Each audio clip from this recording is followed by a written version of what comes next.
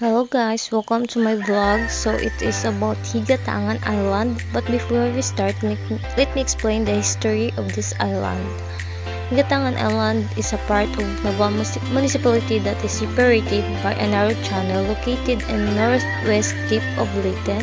The name Higatangan is derived from the word Atangan, meaning to wait for. Old folks say that the place was where pirates ambush approaching ships laden with goods, and also the place where the Moros lay in wait for their enemies going to Sumbol or Naval.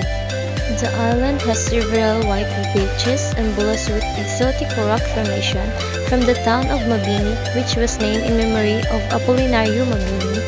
There is a 200-meter white sandbar that stretches out like a giant town.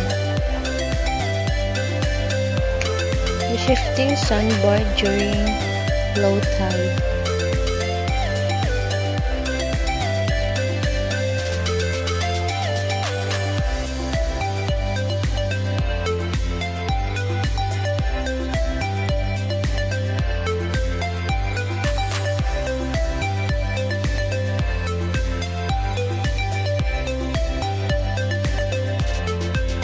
Shifting sandbar during high tide.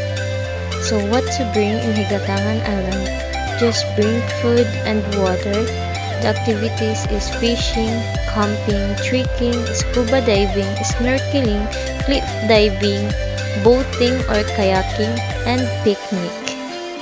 So where to stay in Higatangan Island? There are some beach resort like Higatangan Island Beach Resort, Hagdan Beach Resort, Imponet Beach Resort, and Limpiado White Beach Resort.